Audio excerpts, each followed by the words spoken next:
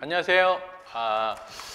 일단 과목 소개를 좀 드리면 우리 계리사 시험에 회계학이라고 있죠. 근데 회계학은 재무회계 파트가 있고 우리 수업 내용인 원가관리회계 파트가 있는데 총 회계학에서 원가관리회계 파트가 차지하는 비중은 많지는 않아요.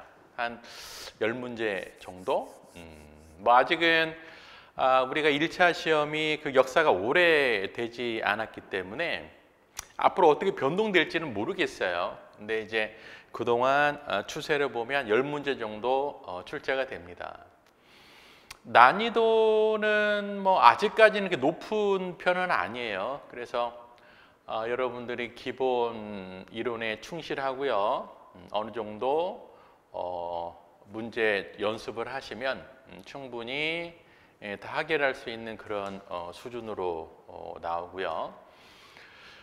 강의는 뭐 재무회계에 비해서는 훨씬 좀 작게 진행이 될 거예요. 그래서 기본반이 있고 그 다음에 실전 대비해서 문제풀이 반이 있는데 중요한 건 기본반이에요. 뭐 문제풀이도 중요하긴 하지만 기본반에서 어떤 기본적인 논리, 전체 흐름을 알고 있어야 또 문제도 효율적으로 풀 수 있기 때문에 기본반을 조금 충실히 잘 들으셔야 되고요. 물론 기본반이라고 해서 문제를 뭐 다루지 않는 건 아니에요. 일부 문제를 다룰 건데 문풀은 뭐 문제 위주로 하는 거니까 실전 대비로 들으시면 되고 어찌됐든 기본반에서 기본 이론을 좀 잘 정리를 하시고 몇 가지 문제를 통해서 보완을 하시면 뭐 우리 뭐 시험 대비로는 뭐 충분하지 않을까 생각이 듭니다.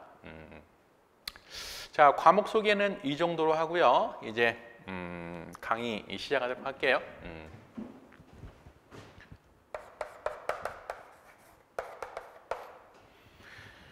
자, 아마 회계 원리는 거의 다 들으셨을 거예요. 들으셔야 되고요, 사실.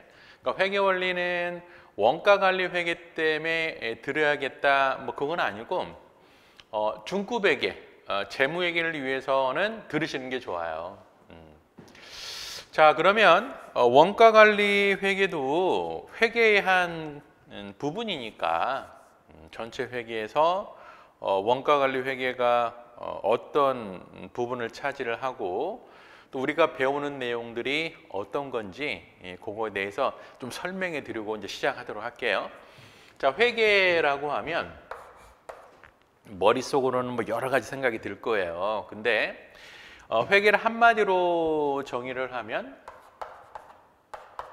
정보를 전달하는 시스템을 회계라고 합니다. 정보를 전달하는 시스템. 그러면 정보를 전달할 건데요. 이 정보를 필요로 하는 사람이 누가 있느냐에 따라서 두 부류가 있어요. 회사의 외부에 있는 정보 이용자, 즉 회사의 외부에 있으면서 어떤 회사의 어떤 회계라는 정보를 알고 싶은 사람이 있고 또 하나는 회사의 내부에 있으면서 회사에 대한 정보를 알고 싶어하는 사람이 있대요. 그러면 회사의 외부에 있으면서 정보를 얻고 싶어하는 사람이 대표적으로 주주하고요. 채권자가 있다고 합니다. 주주 채권자. 반면에 회사의 내부에 있으면서 회계라는 정보를 알고 싶어하는 사람이 대표적으로 경영자라고 해요. 주주 채권자, 경영자 구분되죠. 주주 채권자는 회사 외부에 있으면서 회사에 돈을 막 투자하잖아요. 그러면 투자할 때 그냥 투자하는 게 아니고 내가 투자한 돈이 좀 안전하게 유지가 되고 더 나아가서 이익이 많은 목적으로 정보를 이용하겠죠. 하지만 회사 내부에서는 경영자, 즉 사장님이라고 보시면 돼요. 이 사장님도 회사의 발전을 위해서 어떤 정보가 필요할 거예요. 자, 그래서 이 회계라는 건 두 가지로 나눌 수 있어요. 즉 회사의 외부에 있으면서 어떤 정보를 이용하는 사람들, 주주 채권자들이 이용하는 회계를 재무 회계라고 하고요. 회사의 내부에 있으면서 회계를 이용하는 사람, 경영자가 이용하는 회계를 관리 회계라고 합니다. 그래서 회계는 크게 재무 회계하고 관리 회계가 있어요. 자, 그럼 요 내용이 뭐 같을까 다를까? 완전 달라요, 완전 달라. 자, 주주 채권자. 자, 주식을 투자한 사람을 주주라고 그러잖아요. 그러면 이 주주들은 어떠한 목적을 가지고 회계란 정보를 이용할까요? 투자 목적이 투자 목적. 내부의 증가죠. 반면에 이 경영자는 투자 목적이 아니고요. 다른 목적이 있어요. 그러면 이렇게 한번 생각해 볼게요. 자, 회사의 사장님, 경영자들은 무슨 목적을 가지고 회사에 출근을 할까? 어떤 생각을 가지고? 그리고 회사에서는 무슨 일을 할까? 사실 회사의 임무는 거의 두 가지밖에 안 해요. 뭐냐면 의사결정, 흔히 우리 뭐라고 표현하냐면 결제. 사장이 최종 결제하잖아요. 또 하나는 성과평가. 자, 회사의 임원들은 조직 구성원들이 또는 부서들이 정말 일을 열심히 하는지 안 하는지 항상 평가합니다. 그래서 관리회계의 주 내용은 두 가지로 구성이 되어 있어요. 의사결정과 성과평가. 즉 외부 정보 이용자들의 목적인 투자 목적하고요.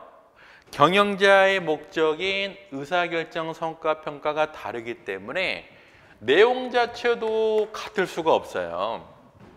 우리는 뭘 배우러 온 거예요? 얘를 배우러 온 거예요. 요거는 바로 뭐냐면 중급회계, 중급회계. 재무회계를 한마디로 우리가 정의를 내리면 재무 상태표예요. Financial Statement. 그러니까 여러분들이 중급회계 공부한다, 재무회계 하고 있는 거예요. 우리는 전혀 다른 회계를 보는 겁니다. 자, 이 말씀을 왜 드리냐면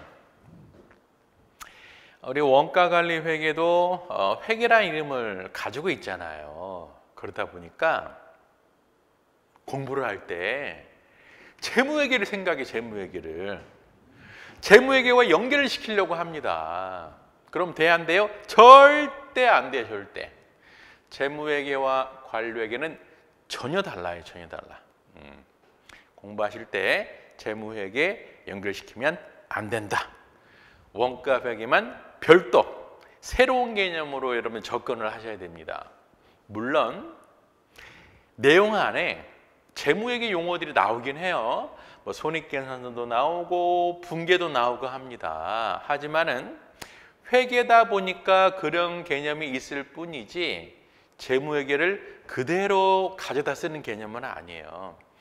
용어라든지 어떤 이런 것들은 나올 수는 있어도 구조가 전혀 다르기 때문에 재무회계 시각으로 보면 너무 어려워요. 새로운 개념으로 봐야 돼요. 물론 이제 제가 열심히 설명해 드릴 테니까 너무 걱정하지 않으셔도 되고요. 자, 어찌됐든 회계는 재무회계, 관리회계 구분할 수 있다. 자, 어때요? 어렵지 않죠? 근데 얘도 가끔 시험에 나와요. 어떻게 나와요? 자, 재무회계는 누가 이용해요? 외부 정보 이용자가 이용합니다. 관리회계는 누가 이용해요? 내부 정보 이용자인 경영자가 이용합니다. 자, 재무회계는 결국 뭘 작성하는 거예요? 재무제표를 작성하는 거다. 이런 내용들이 시험에 가끔 출제되기도 합니다. 어찌됐든 우리는 요걸 배울 거다라고 말씀드린 거고요. 또 하나는 우리 다 시험 과목에 회계학이라고 들어갔죠. 회계학. 결국 회계학은 뭐 요걸 얘기하는 건데요.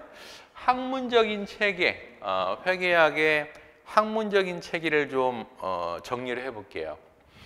자, 회계학 공부할 때 가장 먼저 뭘 했어요? 회계 원리를 공부했죠. Accounting Principle. 자, 회계 원리는 말 그대로 원리의 원리. 기본적인 내용이고요. 자, 회계 원리 끝난 다음에 이제 뭘 배워요? 여러분들이 가장 좀 까다롭게 생각하시는 중급회계를 배우죠. 자, 근데 회계 원리 다음에 중급회계만 있는 건 아니에요. 바로 뭐가 있냐면 원가 관리 회계. 자, 우리가 배워야 되는 원가 관리 회계가 들어가 있어요. 그 다음에 사실 하나가 더 있어요. 우리 이게 시험 범위가 되는지는 우리 이제 중급회계 선생님한테 여쭤보시고요. 중급회계 다음에 고급회계라고 있습니다. 아마 여기까지만 내기는 쉽지 않을 것 같은데 한번 여쭤보시고요. 제 분야는 아니니까. 자, 이 고급 회계는 일반적인 회계라기보다는 약간 지엽적인 거. 고급이라고 그러니까 럭셔리 아니래 럭셔리? 럭셔리 아니에요. 그 고급이 아니고 어드밴스드. 일반 회계에서 다루기는 조금 지엽적인 부분들이 있더라. 굳이 표현을 하면 뭐 중요한 건 아니에요. M&A, 인수합병, 파생상품, 선물 옵션 이런 것들이 고급 회계에 속합니다. 뭐 그 정도로 이해하시면 될 것 같고요. 자, 원가 관리에게는 다시 두 개로 쪼개져요. 원가 회계가 있고요. 관리 회계가 있습니다. 요게 바로 회계 원리예요. 요게 회계 원리. 그래서 우리 시험에 회계학 있어. 요걸 다 배워야 돼요. 다 배워야 돼. 우리도 요게 이제 대부분 차지하고요. 요 부분이 한 10문제 정도 나온다 그런 얘기예요. 그러면 우리가 회계학의 이론적인 분류를 받고요. 요게 이제 학문적인 체계니까 조금 우리가 이제 연결을 시켜보자. 그러면 요 부분이 바로 재무회계 파트가 되고요. 얘가 뭐예요? 얘가 관리회계예요. 재무회계, 관리회계. 자, 그러면 우리가 회계라는 건 재무회계와 관리회계를 구분한다고 그랬으니까 요건 알겠는데 얘는 뭐죠? 얘는 원가회계는? 원가회계는 여기서 아무리 봐도 나타나 있지 않잖아요. 근데 우리는 봐야 돼요. 책 이름이 원가관리회계잖아요. 얘는 뭡니까? 얘는 재무회계에도 연결이 돼 있고 관리회계에도 연결이 돼 있다 합니다. 이게 조금 어려워요. 그러니까 순수한 재무회계, 관리회계로 구분되어 있는 게 아니고 어떤 부분에서는 재무회계에 연결이 되어 있고 어떤 부분에서는 관리회계에 연결이 되어 있습니다. 그래서 여기 연결이 되어 있다 보니까 회계학적 용어라든지 그런 내용들이 나오는 거예요. 이 부분 때문에. 자, 요거를 이렇게 한번 표현 한번 할까요? 내용적인 측면에서는 재무회계고 활용 면에서는 관리회계다. 이렇게 표현합니다. 자, 이 원가라는 게 내용적인 측면에서는 재무회계에 포함을 좀 시키고 연결이 돼 있고 활용 면에서는 관리회계다. 좀 어렵죠? 요거부터 한번 살펴보도록 할게요. 자, 요 분필. 자, 이 분필을 어디서 만들었을까요? 저는 모르겠어요. 모르겠는데 그냥 우리 펜 만드는 가장 대표적인 회사가 모남인가요? 모남이라고 가장 게 모남이라고. 자, 그러면 이 분필을 뭐 모나미에서 만드는데 우리 학원이 모나미에서 사왔을까요? 안 팔아. 우리한테 안 팔아요. 어디서 사왔을까요? 우리는 문방구에서만 사왔을까요? 문방구. 자, 문방구 같은 회사를 우리가 뭐라고 표현하냐면 상기업이라고 표현해요. 상기업. 일반 도소매업이죠. 그럼 모나미 같은 회사를 뭐라고 그러죠? 제조업이라고 합니다. 제조업. 그래서 크게 회사는 상기업과 제조업으로 구분이 돼요. 그러면 자, 우리 학원이 얘를 문방구에서 뭐 사왔을 거니까요. 상기업을 좀 살펴볼까요? 상기업. 상기업은 어떤 물건을 사와서 소비자한테 팔죠. 그래서 그 마진 가지고 회사를 운영하는 게 상기업이에요. 그러면 상기업도 회사니까 회계를 해야 될 거 아니에요. 자, 이 문방구가 모나미로부터 이 10박스를 사왔어. 창고에 있잖아요. 그럼 얘가 어디에 기록이 될까요? 재무상태표에 재고자산으로 기록이 되죠. 팔리면 어디로 기록이 돼요? 손익계산서에 매출 원가로 기록이 돼요.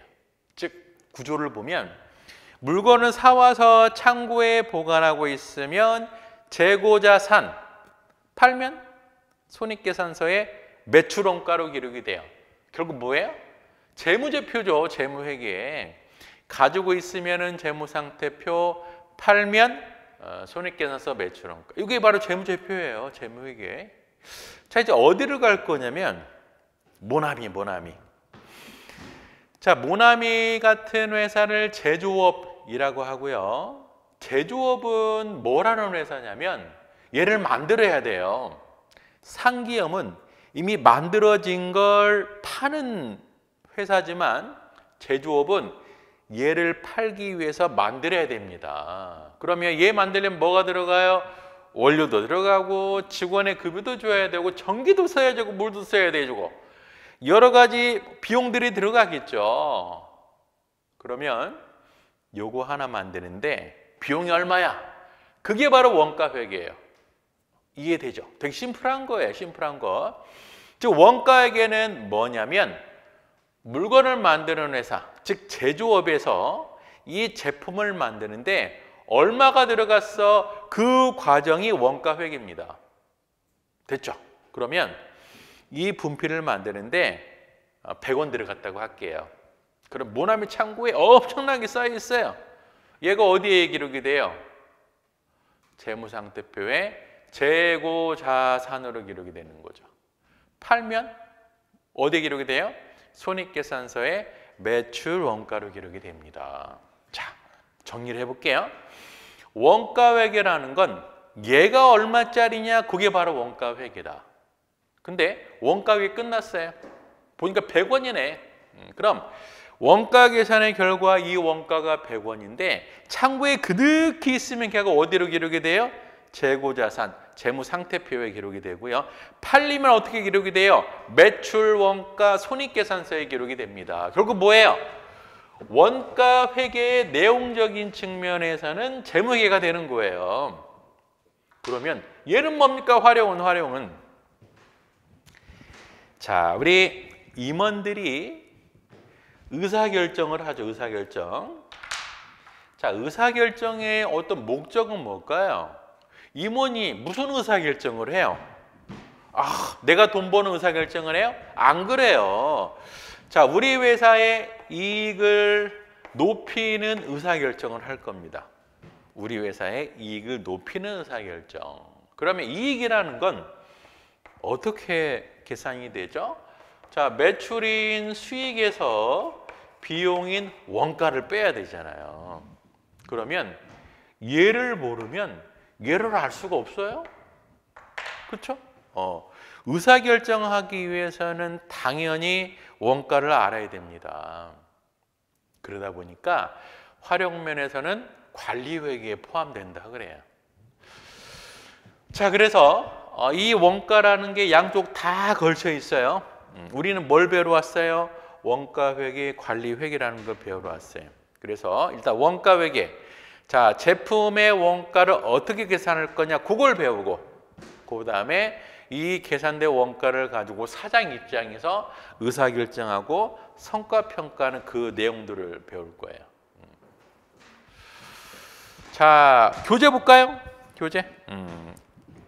자, 원가회계의 기초개념 보면 변화하는 새로운 환경에서 적응하면서 성공적인 경영활동과 미래에 대한 계획을 수립하기 위해서는 여러 가지 의사결정을 위한 정보가 필요하다. 회계는 정보 이용자들로 하여금 보다 합리적인 의사결정할 수 있도록 충분한 정보를 제공하는 데 목적이 있더라. 회계는 재무회계, 관리회계가 있어요. 재무회계는 기업의 외부 관계 이해자인 투자자 및 채권자 등 정보 이용자들의 경제적 의사결정에 유용한 정보를 제공한 것을 말하고요. 그러면 재무회계 특징이 첫 번째는 회계 원칙이라는 게 있어야 돼요. 그래서 일반적으로 인정된 회계 원칙에 의한 재무제표 작성에 그 목적이 있습니다. 그러다 보니까 객관적이며 신뢰성이 중요하다고 봐요. 관리회계는 뭐라고 그랬어요? 사장 입장에서 의사결정과 성과평가를 하는 거예요. 자, 얘를 재무회계와 비교를 좀 해보면 재무회계는 뭐가 있다고 그랬어요? 원칙이 있어요. 기업회계 기준이. 반면에 관리회계는 원칙이 없습니다. 관리회계는 그 사장에 대해서만 목적 적합한 정보를 제공하면 돼요. 어떤 원칙이 있는 건 아니에요. 그래서 어떤 규제에 의해서 강제되는 것도 아니고요. 정보의 특성은 목적 적합하고 미래지향적이다. 예를 정리한 내용이 표에 있어요. 재무회계와 관리회계 비교. 예전에는 이것도 시험에 자주 출제가 됐었어요. 근데 뭐 어려운 내용은 아니니까요. 한번 볼까요? 목적은 재무회계는 외부 정보 이용자에게 유용한 정보를 제공하고 관리회계는 내부 정보 이용자에게 유용한 정보를 제공한다. 정보의 범위는 재무회계는 일반 회계라고 그래서요.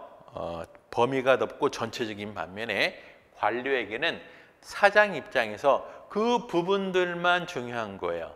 그러다 보니까 범위가 좁고 특수하다는 표현을 해요. 정보의 유용은 시간적인 관점은 우리 재무제표는 거의 다 과거 정보예요. 자, 지금 시점에서 여러분들이 어떤 특정 회사의 재무제표 바로 입수할 수 있어요? 못해요. 가장 빨리 입수해봤자 전년도 말, 전분기 말 것만 알 수 있을 뿐이에요. 그래서 대부분 과거 정보고 관리회계가 미래 정보가 되겠죠. 준거 기준은 재무회계는 회계 원칙이라고 있는데 관리회계는 없더라. 보고서는 재무회계는 재무제표라는 보고서가 있지만 관리회계는 없습니다. 그 우리 뭐라고 표현하냐면 특수목적 보고서라는 표현을 해요. 정보의 질적 특성, 재무회계는 신뢰성을 강조해요. 신뢰성. 왜냐하면 일반 대중이 다 보는 거기 때문에 신뢰성, 객관성이 좀 중요하고요. 반면에 관리회계는 경영자만 이용하는 회계이기 때문에 신뢰성보다는 목적 적합성을 더 중시한다. 그렇게 보시면 될 것 같아요. 자, 원가관리회계. 자, 원가관리회계 역할은 두 가지 다 있더라. 손익계산서, 매출원가, 재무상태표, 재고자산을 결정하는 재무회계 영역이 있고요. 예산 편성, 성과 평가 및 의사결정을 위한 원가 정보를 제공하는 관리회계 영역이 있더라.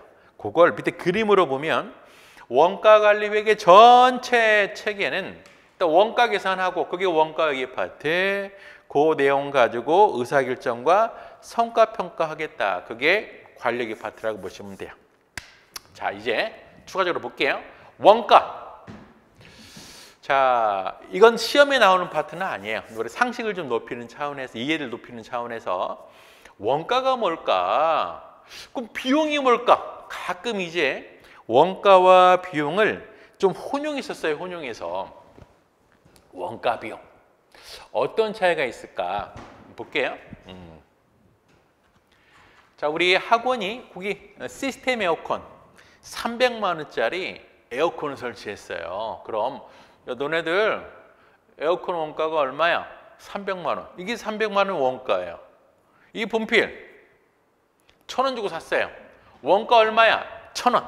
이렇게 되는 거예요. 자, 원가는 그래서 뭐라고 표현하냐면 특정 대상에 지출된 자원을 화폐로 표시한 게 원가예요.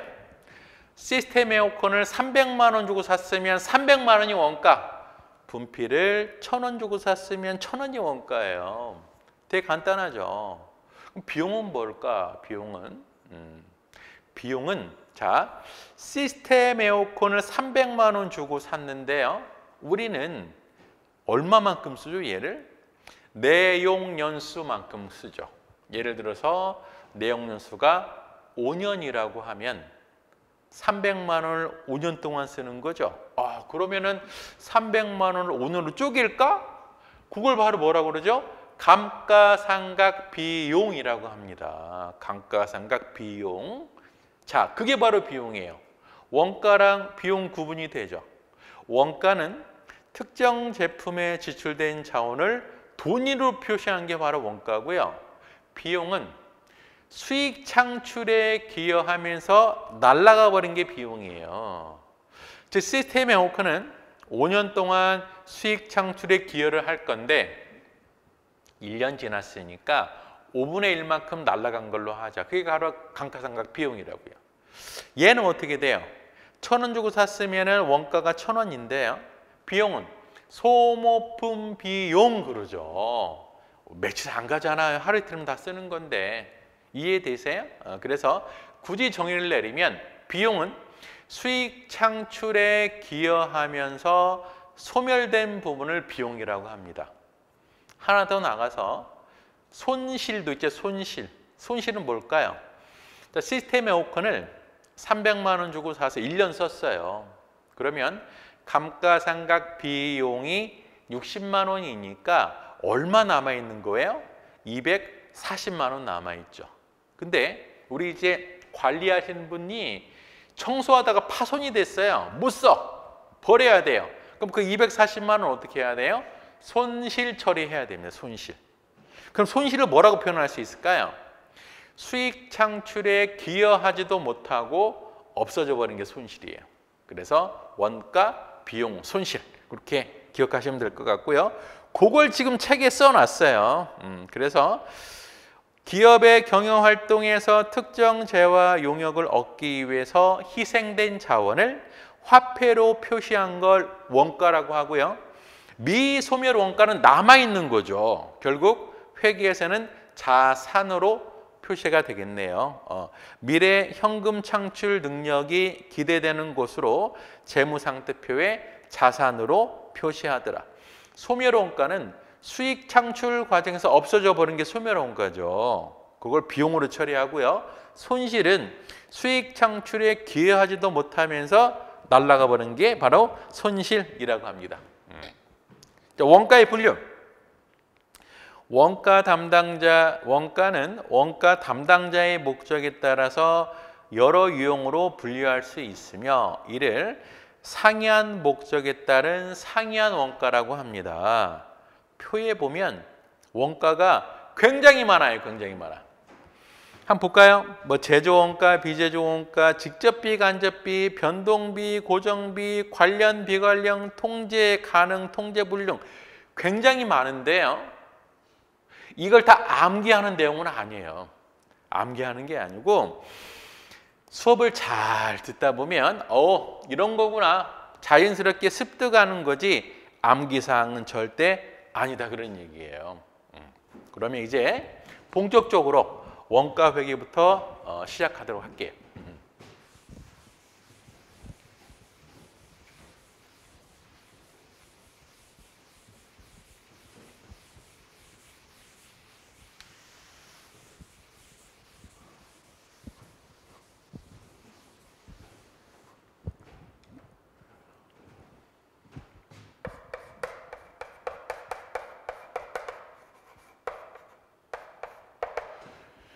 자, 원가 회계를 우리가 한마디로 표현하면 제조업에서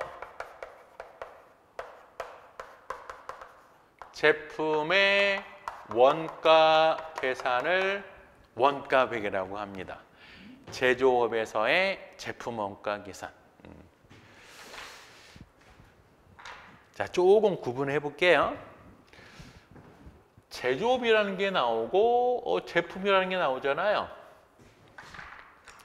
제조업의 상대 개념이 상기업이고요.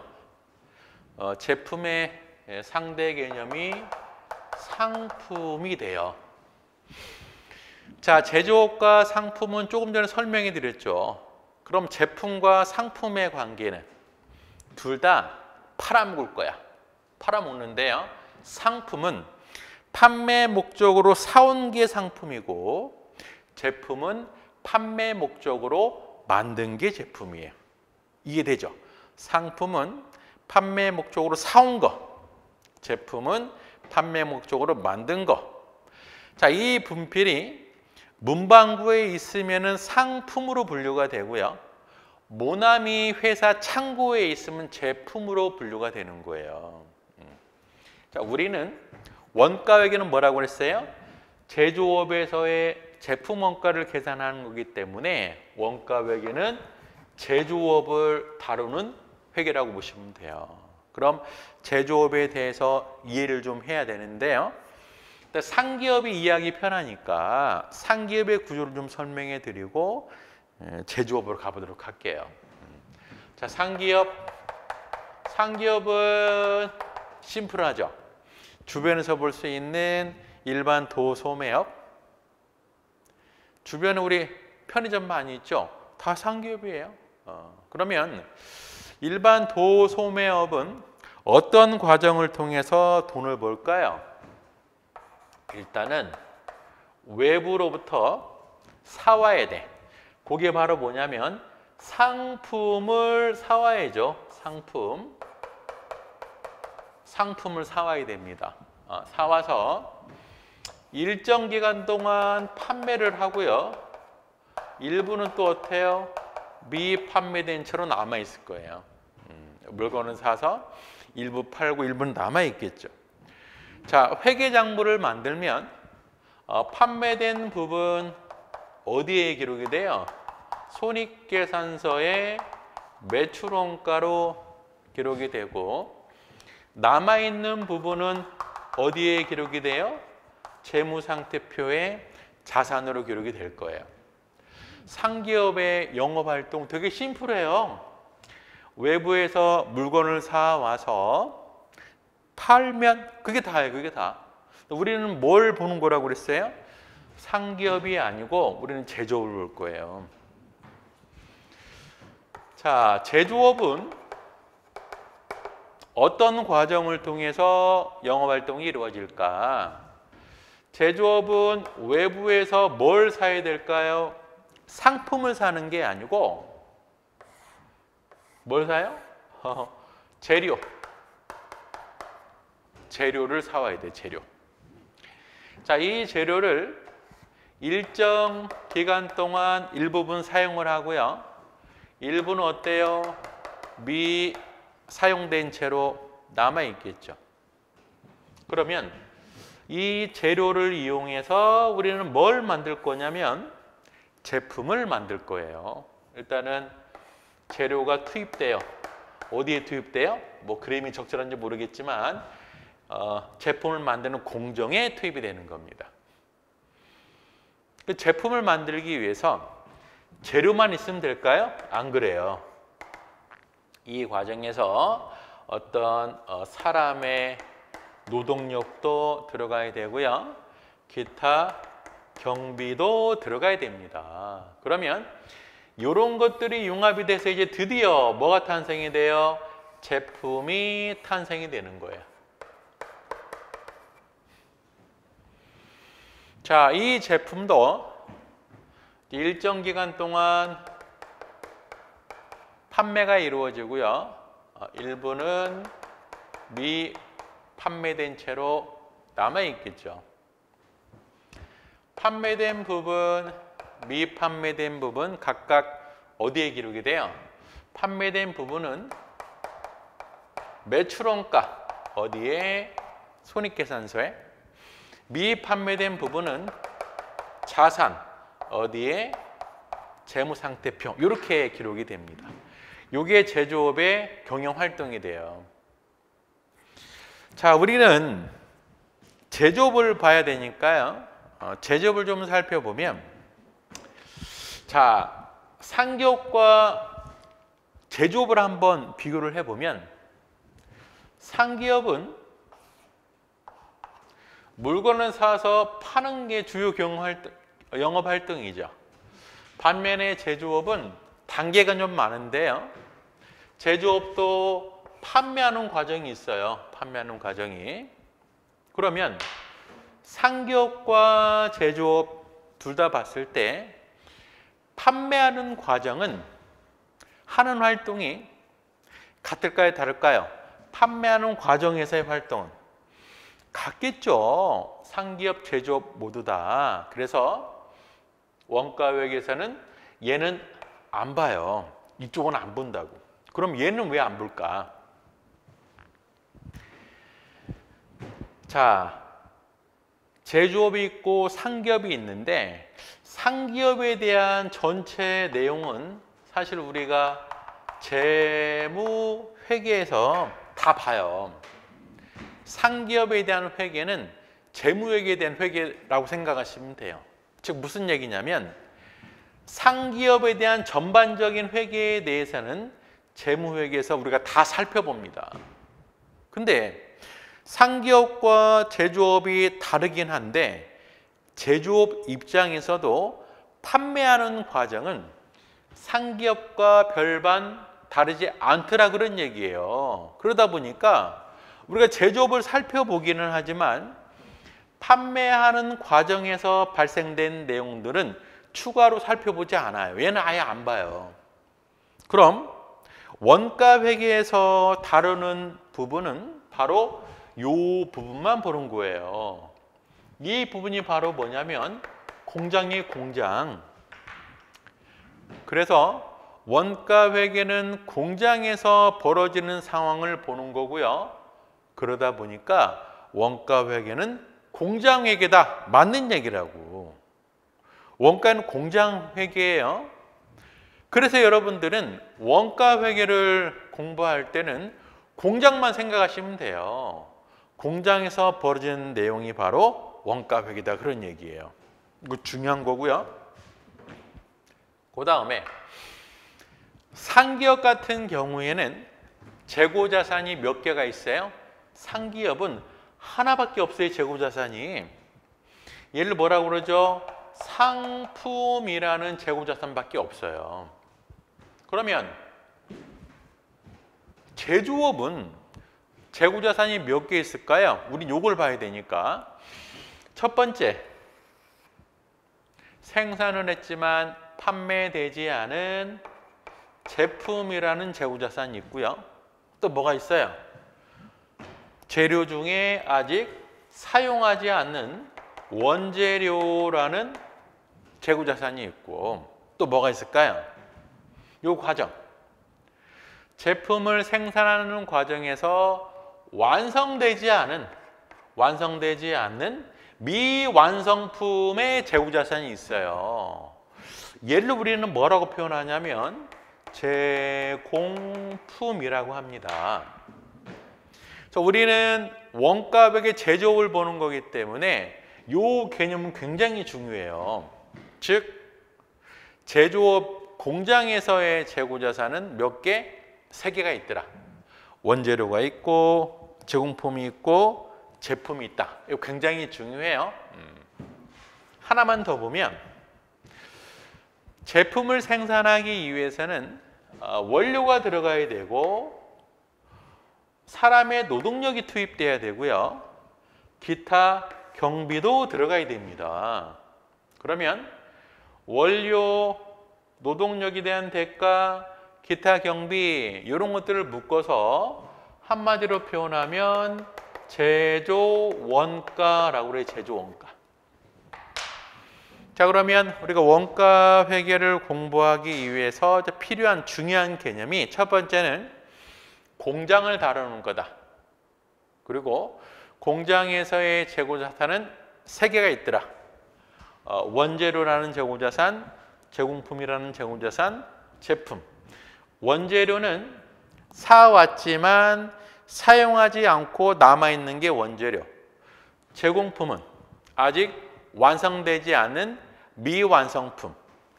제품은 완성이 됐지만 판매되지 않은 거, 요거 중요해요.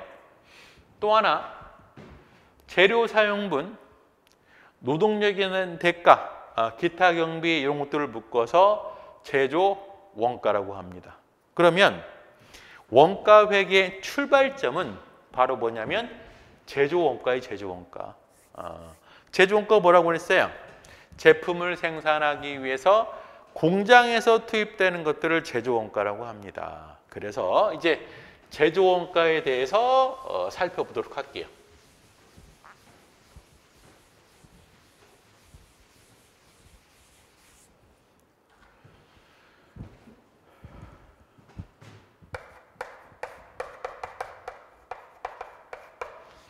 자, 제조 원가는 공장에서 발생된 비용들을 제조 원가라고 해요. 어떤 것들이 있을까요? 일단은 대표적으로 원료, 그 다음에 노동력에 대한 대가, 인건비라고 할까요? 인건비. 또 뭐가 있을까요? 뭐 수도광열비, 그 다음에 설비 자산에 대한 리스료. 어찌됐든 굉장히 많은 항목이 있겠죠. 자, 요거의 공통점 바로 공장 발생분이더라. 공장 발생분. 자, 공장에서 발생한 비용은 굉장히 많아요. 요게 다 제조 원가인데요. 우리 학자들이 이 여러 가지 수많은 항목을 몇 가지로 묶어봤어요. 자, 어떻게 묶었냐면 전체 제조 원가 중에 이 원료가 차지하는 비중이 엄청나게 크더라. 제일 크더라. 그래서 얘만 따로 빼놨어요. 얘만. 그래서 얘를 뭐라고 표현하냐면 재료비라고 합니다. 얘만 따로 빼서. 그 다음에 비중이 높은 부분이 인건비예요. 얘를 또 뺄까 따로? 그래서 노무비라고 그래요. 노무비. 나머지는 사실 고만고만한 비용들이기 때문에 다 묶습니다. 묶어서 제조경비라고 그래요. 재료비, 노무비, 제조경비. 자, 이 용어는 사실 굉장히 중요해요. 왜 중요하냐면 실제 회계장부에 이 용어들을 써요. 그러면 이 용어가 나타나는 회계장부가 제조 원가 명세서라고 합니다. 즉 재료비, 노무비, 제조경비는 제조원가 명세서상 용어예요. 자, 근데 우리 이제 뭘 할 거냐면 자, 이런 원가를 가지고요. 원가 계산을 할까요? 계산. 자, 근데 원가 계산하는 과정에서 쓰는 용어들은 약간 달라요. 그럼 이 용어들을 암기를 해야 됩니까? 암기사항은 아니에요. 보고 이해만 하면 돼요. 그럼 원가 계산할 때는 어떠한 용어를 쓰냐면 재료비 같은 경우에는 직접 재료비라는 표현을 써요. 직접 재료비. 영어로 다이렉트 머티리얼 코스트라고 합니다. 다이렉트 머티리얼 코스트. 그리고 노무비의 경우에도 직접 노무비라는 용어를 많이 써요. 영어로 다이렉트 레이버 코스트 DL이라고 해요. 그러면 얘랑 얘랑 같을까요? 달라요. 얘랑 얘랑 같을까요? 다르다고. 자, 왜 다를까요? 직접에 상대되는 개념이 간접이잖아요. 그럼 재료비 같은 경우에 직접 재료비도 있지만 간접 재료비도 있을 거예요. 그러면 재료비 중에 직접 재료비는 여기에 표시가 되지만 간접 재료비는 여기 들어갈 수 없어요. 노무비의 경우에도 간접 노무비는 빠져 있는 상태라고. 그러면 간접 재료비, 간접 노무비는 어떻게 합니까? 우리는 이런 가정을 해요.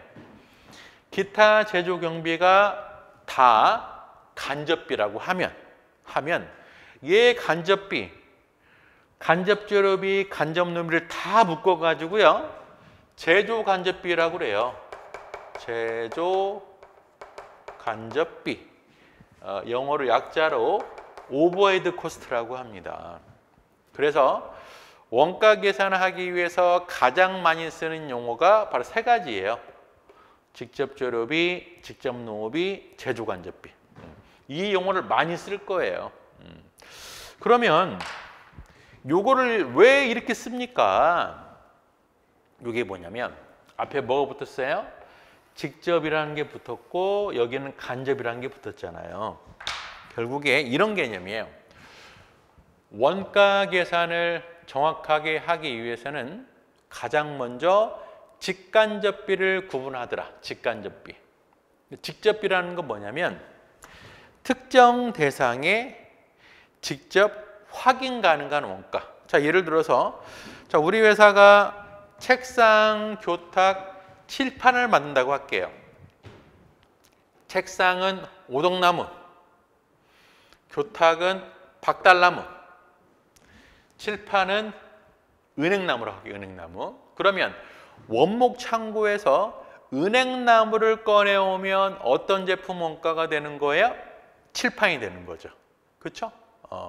박달나무를 꺼내오면 교탁이 되는 거예요.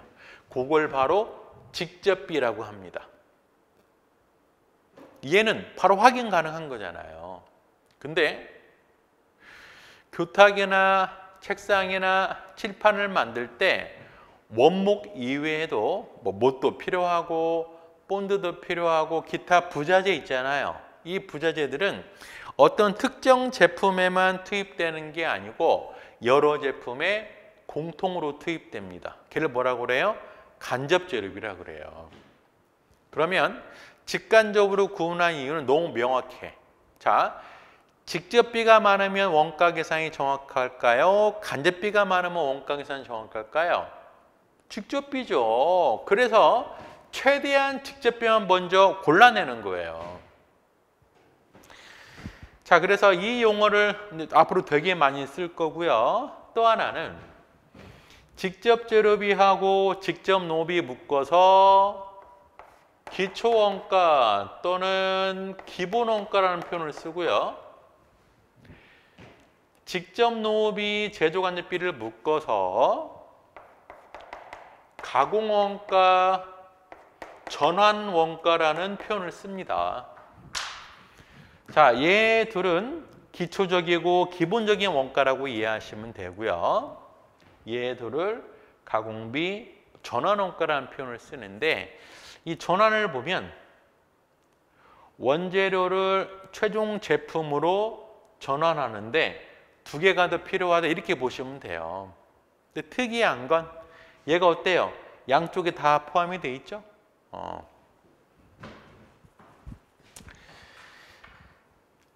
자, 그래서 우리가 지금 뭘 봤냐면 제조원가라는 걸 봤잖아요. 제조원가.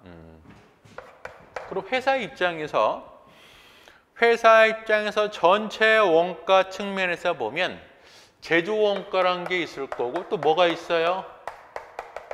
비제조원가라는 것도 있겠죠.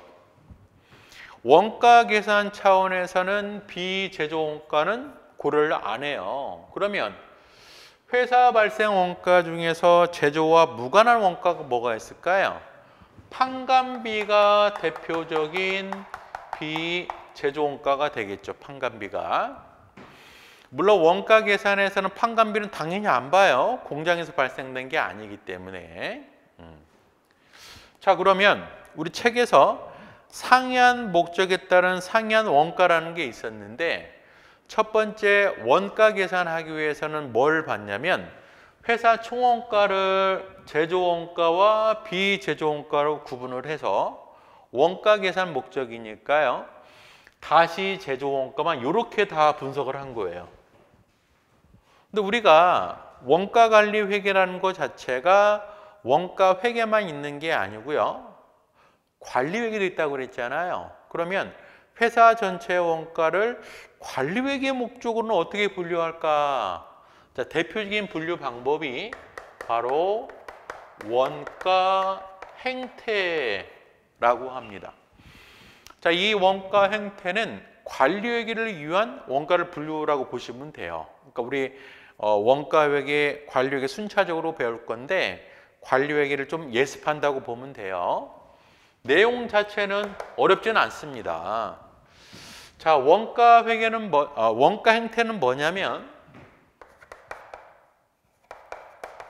조업도 변화에 대한 총원가의 변동 양상을 원가 회계라 그래요. 조업도 변화에 대한 총원가 변동 양상. 자, 여기에서 이제 여러분들이 조금 낯선 용어가 나오죠. 조업도. 조업도는 회사의 생산 능력의 이용 정도를 조업도라고 표현을 하는데 간단하게 이렇게 한번 예를 들어 볼까요? 수량도 조업도예요. 조업도. 그러면 예를 정리해 보면 수량의 변화에 따라서 총원가가 변동하는 양상을 조업도라고 했습니다. 그러면 얘를 그래프로 한번 표현을 해보면 이게 수량이고요. Y축을 원가라고 하겠습니다. 자, 첫 번째는 변동비라는 게 있어요. 변동비. 변동비는 생산량이 증가할 때 원가가 이렇게 정비례해서 증가하는 걸 변동비라고 합니다. 또 상대되는 개념이 뭐가 있을까요? 고정비도 있겠죠. 고정비는 생산량이 증가할 때 원가가 고정돼 있다 그런 얘기예요. 그러면 우리가 지금 제조원가 중에 이걸 배웠잖아요. 그럼 제조원가 중에 변동비 성격을 가지고 있는 게 뭐가 있을까요? 직접 재료비, 직접 농업비. 일반적으로 봤을 때. 그럼 고정비 성격을 가지고 있는 게 뭐가 있을까요? 얘는 생산을 할 때마다 증가하는 거잖아요. 얘도 생산을 많이 하면 사람 많이 뽑아야 되잖아요. 그럼 얘는 어떨까요? 얘는 제조간접원가는. 이 제조간접원가에는 어떤 것들이 들어가 있어요? 뭐 감가상각비, 보험료, 임차료 이런 것도 들어가 있고요. 전기료, 수도 이런 것도 들어가 있는데 감가상각비, 보험료, 임차료 이런 것들은 변해요, 안 변해요? 안 변해요. 전기료, 수도 이런 것들은 생산량에 따라 변하겠죠. 물론 전기료, 수도료도 변하는 부분과 변하지 않는 부분이 섞여 있어요. 예를 들어 전기료. 기본 요금이라는 일정 고정된 비용이 있는 상태에서 사용량에 따라서 추가 비용이 발생이 되잖아요. 그러다 보니까 이 제조 간접 원가는 두 가지가 있다고 합니다. variable, 변동하는 오버헤드가 있고요. fixed, 고정되어 있는 오버헤드가 있다고 합니다. 그래서 재료원가, 노무원가, 그 다음에 변동제조 간접원가까지 변동원가로 보고요. 고정비는 고정제조 간접원가가 있겠죠. 물론 회사 전체적으로 보면 또 판관비 중에도 변동비가 존재할 수 있으니까요. 변동판관비를 반영해 주면 되고 판관비 중에서도 고정비가 존재할 수 있으니까 고정 판관비도 반영하면 되겠죠. 그래서 원가 행태 측면에서 변동비라는 게 있고 고정비라는 게 있고요. 그 다음에 준변동비라고 있는데요. 준변동비는 일명 혼합원가라고 해요. 혼합원가. 혼합원가는 변동비하고 고정비가 같이 있는 걸 혼합원가라고 합니다. 즉 일정한 고정비가 있는 상태에서 추가 비용이 발생하는 거죠. 그럼 이런 혼합원가 형태를 가지고 있는 게 뭐가 있어요? 첫 번째 제조간접원가도 혼합원가고, 판관비도 변동판관비, 고정판관비 있으니까 혼합원가고요. 자, 회사 전체 원가를 합하면, 즉 총 원가는 준변동비, 혼합원가 형태를 띈다고 합니다. 그러면 원가 형태는 변동비라는 게 있고 고정비라는 게 있고 준변동비라는 게 있고요. 또 하나가 뭐가 있을까요?